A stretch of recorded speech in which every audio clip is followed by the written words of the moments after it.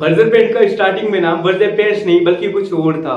Berger paint के एक honour नहीं, विजय माल्या नहीं बल्कि कोई और होनर। आपको बताता हूँ क्या चीज है। आप क्या है ना कि बर्जर पेंट का शुरुआत ही आपको पता ही होगा कि कलकत्ता में 1923 में हुई थी, जिसका बर्जर पेंट्स नहीं था बल्कि उसका नाम था हैंडफील्ड लिमिटेड कंपनी, जो कि कलकत्ता में स्टार्ट किए। इनका नाम था चर्च हैंडफील्ड, जिन्होंने अपने नाम पे उस पेंट का नाम रखा था। तो जो उस टाइम पे उस कंपनी ने उन्होंने स्टार्ट किया था और उसके बाद उस कंपनी में काफी ज्यादा वर्कर्स भी आने लगे। उस कंपनी को स्टार्ट करने के बाद कुछ दिन तक वो कंपनी काफी अच्छा चली, जिसके बाद कुछ लोग हमारे जब देश में राज्य करने आए थे, उन्होंने उस पेंट्स को देखा, उस कंपनी को देखा और वहां से वो पेंट को परचेस करा के वो और भी और अमेरिका बाहर देशों में बेचना स्टार्ट कर दिया था, क्योंकि उन्हें चाहिए था पैसा और वो उस पेंट से पैसा कमाना स्टार्ट कर चुके थे। तभी जब 1947 में जब हमारा देश आजाद हुआ, तब वहां पे जो भाई उस कंपनी की जो ऑनरशिप थी वो चर्च हैंडफील्ड के पास थी। जिसके बाद वहां पे जो भाई वहां पे वर्कर्स थे वो भाई दिन रात मेहनत करके वहां पे वो पेंट बनाते। बट उस टाइम पे उस पेंट की वैल्यू नहीं थी। वो ज्यादातर पेंट बाहर के देशों में सर्वाइव किया जाता था, हमारे इधर सिर्फ मिट्टी और पेंट किया जाता था। वो पेंट सिर्फ अमेरिका और ब्रिटिश और अन्य देशों में भेजा जाता था। तभी होती है 1983 की शुरुआत, जिसमें विजय माल्या एंटर करते हैं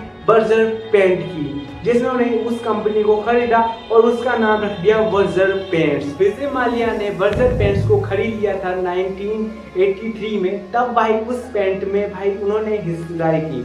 आपको पता होगा कि भाई कोई भी नया इंसान हो, वो जब विजय माल्या को पेंट के बारे में कोई भी जानकारी नहीं थी, जिसके बाद उन्होंने पेंट तो कंपनी ले ली। उन्होंने क्या किया, वहाँ पे जो वर्कर्स थे उन्हें भी रखा, लेकिन वहाँ पे जो स्टेबिलिटी थी वो वहाँ पे मायने नहीं कर रही थी, क्योंकि वहाँ पे कोई भी वर्कर सही से काम कर रहा था, बट उस हिसाब से प्रॉफिट जो होना चाहिए था वो उस हिसाब से नहीं हो रहा था। विजय माल्या को उस टाइम पे बर्जर पेंट्स ने बहुत ही ज्यादा लॉस्ट करा दिया। जिसके बाद विजय माल्या की जो कंपनी थी वो 2-3 साल तो अच्छी चली, बट उसके बाद वो कंपनी को भी इतनी ज्यादा लॉस में थी कि वो वहाँ के जो वर्कर्स थे उनकी सैलरी भी देने में नाकाम हो रहे थे। जिसके बाद भाई उन्होंने विजय माल्या ने उस कंपनी को बेचने का सोचा।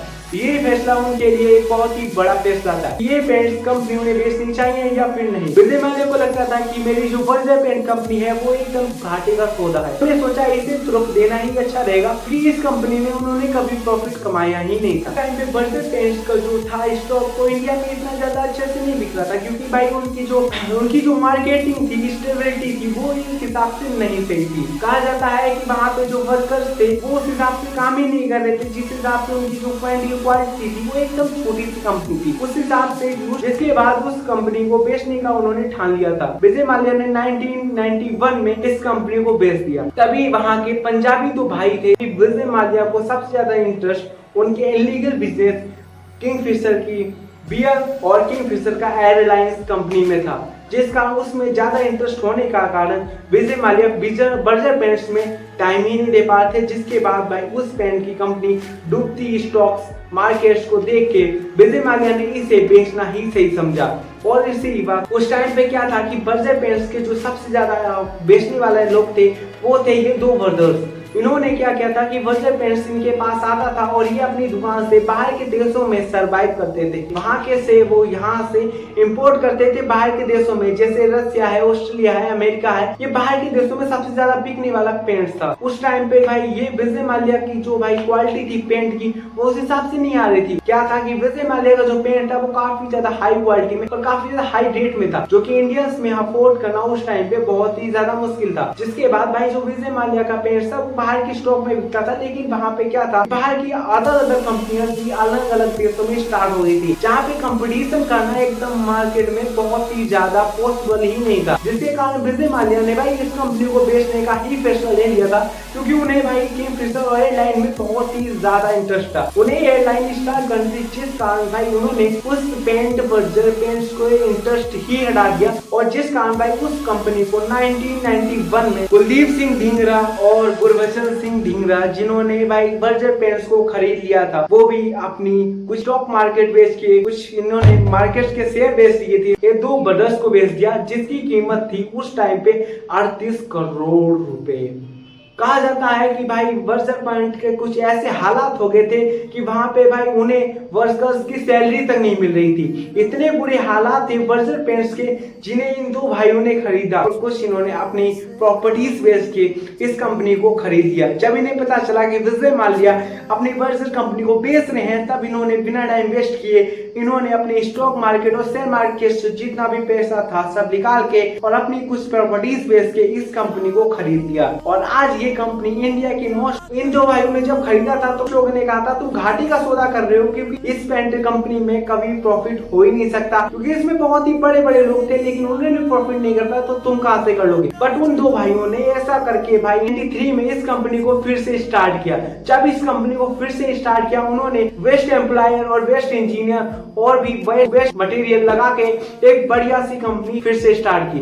जैसे फिर रिवीज किया और इस कंपनी को फिर से स्टार्ट किया। उस टाइम पे उन्होंने क्या किया कि बर्जर पेंट्स के कुछ पार्ट्स डिवाइड किए। उन्होंने low quality, medium quality, high quality अलग अलग पार्ट्स में डिवाइड कर दिया, जिसका अंदर लो क्वालिटी मतलब लो क्वालिटी भी लोग यूज कर सके, मीडियम वाले भी और हाई क्लास भी। उन्हें किसी को भी छोड़ना नहीं था, क्योंकि उन्हें अफोर्ड सबको ही कराना। तब उस टाइम पे ये टेक्नोलॉजी बहुत ही ज्यादा इंडिया में चली, जिस कारण भाई जो लोग पेंट्स को खरीदना, मतलब उस टाइम पे जो पेंट्स की जो रेट थी वो बहुत ही ज्यादा रिच लोगों के लिए ही परचेस कर सकते थे। लेकिन इन्होंने अपना दिमाग लगा इस टाइम नंबर 2 पे आने वाली कंपनी है वो है बर्जर कंपनी। सबसे ज्यादा बर्जर ने कमाई जो की थी वो की 2024 में और 2025 में, जो की होती है 1000 करोड़ की, जो कि वैल्यू दर्ज कराई है बर्जर कंपनी ने, जो कि उन्होंने की थी पेंट्स को बेच के।